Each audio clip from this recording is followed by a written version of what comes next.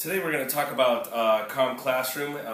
We're going to talk about what we've been using here at Ellison, and it's been helpful for our students in regards to what they've been doing in order to get themselves prepared for the day, or if they may be prepared for a test or something of that nature.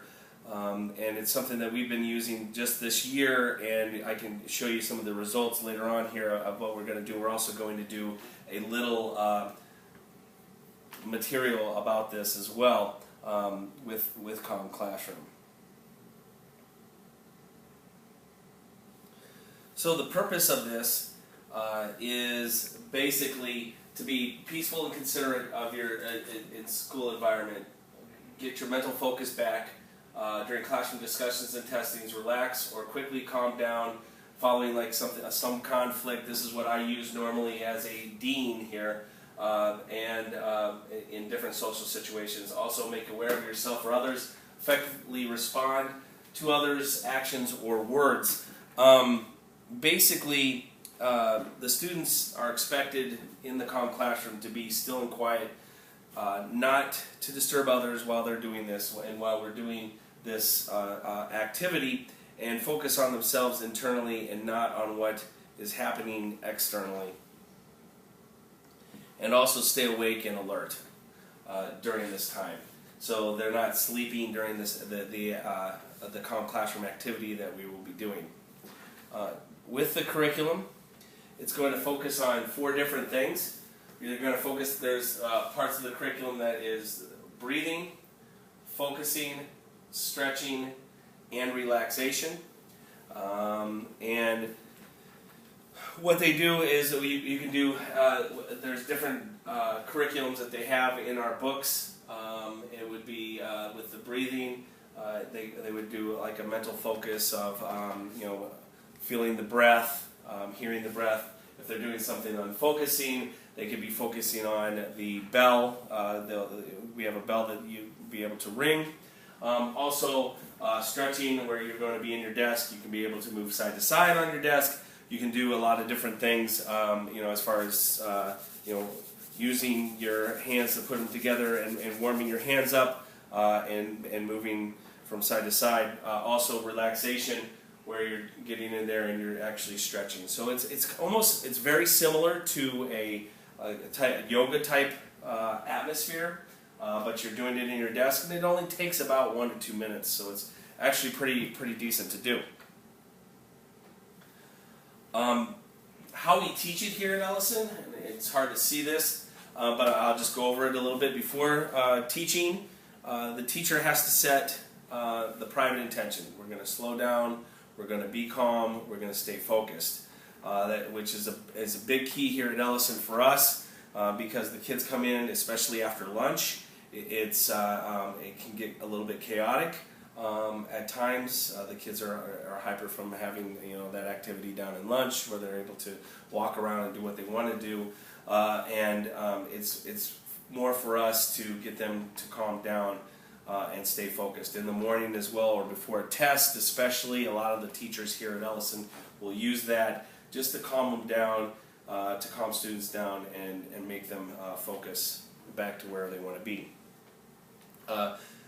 We do request sometimes that you have student leaders. Student leader can be somebody that is going to be able to turn off the lights. We'll have student leaders that are going to be, also lead the instruction on how we do that as well. So you'll be able to see that going on as well. You also have other students able to just helping out the teacher in a certain way or shape or form. But also what we do when we teach it here at Ellison is we want to make sure that we reinforce the classroom expectations. If a student is having problems in the classroom, we're going to have them sit down, get refocused back. If they're disruptive in class, we're going to still have that. We're going to refocus that back. If we have to, we can also send them out.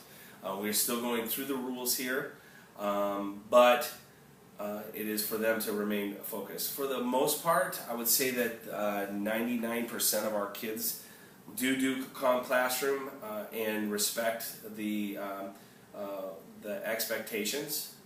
Even if they don't participate actively with it, they are getting something out of it. They're getting a benefit out of it. They're either sitting there quietly, they're kind of getting themselves back into order, but it also calms the whole classroom down.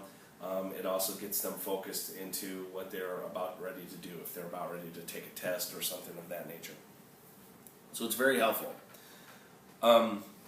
In the class, with classroom expectations, as you can see, the focus is on yourself internally and not what is going around you.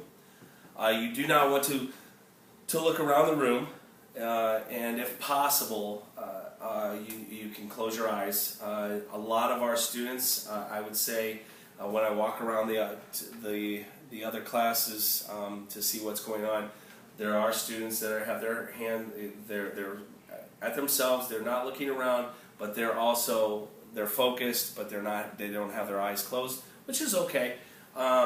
They're still being active participants in it. You do want to stay awake and alert, and you do not want to disturb others, and you should remain still and quiet. So when you remain still and quiet, that's probably the biggest thing, and that's where you have to have that expectations. You have to tell them right away, hey, this is what's going to happen. If you're going to, you do not disturb what's going on around you. Don't disturb your classmates, and if you do, obviously as a teacher, you're going to go in there, you're going to see what's happening, and you're going to go over and talk to that student, or you're going to remove that student from the situation. But for the most part, the students really do want to be there and do that. Again, remain still and quiet. Do not disturb others. One of the things I say, focus on themselves and stay awake and alert.